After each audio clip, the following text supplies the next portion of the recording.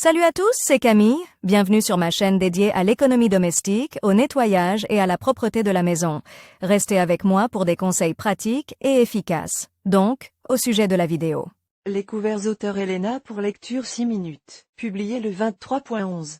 2019. Saviez-vous que les couverts sont apparus il y a très longtemps? Et depuis leur première apparition, il s'est écoulé beaucoup de temps avant qu'ils n'entrent dans le foyer de tout un chacun. Pendant tout ce temps, l'aspect des cuillères, fourchettes et couteaux qui nous sont familiers a subi de nombreuses modifications. Ils ont été remodelés, ont changé de forme et ont cherché la variante la plus pratique. Mais comment sont apparus en général les produits destinés à l'alimentation? Parlons de tout cela dans l'ordre. L'apparition des couverts.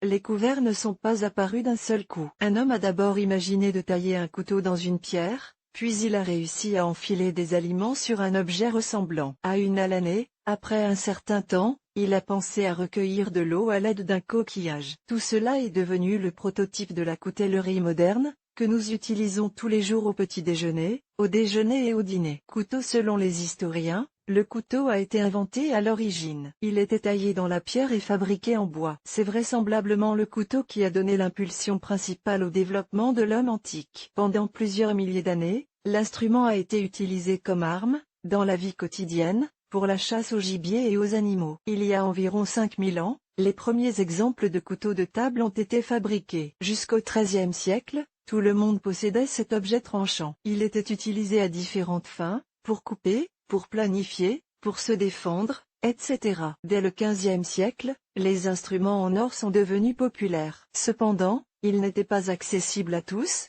mais seulement à la noblesse. Aujourd'hui encore, les services de table en or ne sont pas présents dans toutes les maisons. Il s'agit d'articles de première qualité, et leurs propriétaires appartiennent donc principalement à l'élite. Dès l'avenir, le couteau commence à changer, même si ses fonctions restent les mêmes. C'est surtout l'apparence qui est modifiée. Divers matériaux de fabrication apparaissent, la forme de la lame et du manche change. Souvent, les riches se permettent de décorer l'instrument avec des pierres précieuses ou de le recouvrir de métaux nobles. Si l'on compare les couteaux des siècles passés avec les outils modernes, on peut dire que les formes des produits ne diffèrent pas beaucoup. Mais il existe une différence significative. Les couteaux à lame étroite vers l'extrémité n'ont été populaires que jusqu'au XVIIe siècle. Aujourd'hui, un tranchant plus arrondi est à la mode. Mais qui a eu l'idée de changer la forme de la lame? Il s'avère que Louis XIV aimait beaucoup retirer les aliments coincés entre ses dents à l'aide d'un couteau. Pour ne pas être victime de sa propre négligence, il ordonna de modifier la forme du couteau. C'est sur son ordre que cela a été fait. Depuis le XVIe siècle,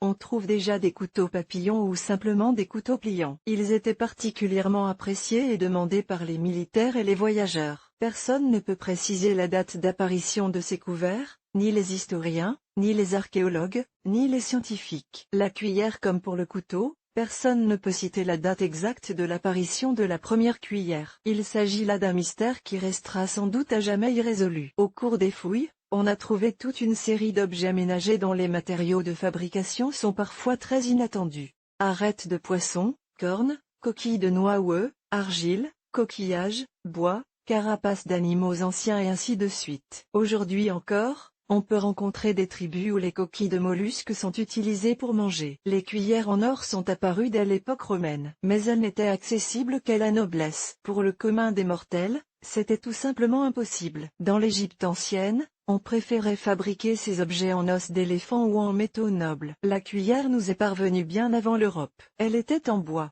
Il est intéressant de noter que chaque personne avait sa propre cuillère. Il l'emportait toujours avec lui, l'emmenait en voyage ou en randonnée. Il s'agissait d'une certaine tradition, qui s'est maintenue jusqu'au XIXe siècle. Dans la Russie du XVIe siècle et du début du XXe siècle, les ouvriers embauchés utilisaient des cuillères qu'ils fabriquaient eux-mêmes. Bien sûr, ils n'y parvenaient pas toujours, alors ils utilisaient ce qu'ils avaient. Les commerçants, quant à eux, privilégiaient les produits plus coûteux, aux extrémités tranchantes et sculptées. Mais ce n'est qu'en 1808 que la cuillère en argent est connue. La première mention, officiellement enregistrée, indique que l'armée du prince Vladimir a exigé des cuillères du noble métal en échange de leur acceptation de l'orthodoxie. Fourchette. Au Moyen Âge, la fourchette était pratiquement bannie de l'usage. En effet, ces dents rappelaient au pape les cornes du diable. Après cette disparition brutale, l'objet est revenu dans la vie quotidienne, mais seulement dans les maisons des riches. Les Français, qui préféraient manger directement au couteau, ont privilégié la fourchette, instrument plus sûr. À l'époque, elle ressemblait davantage à une alène,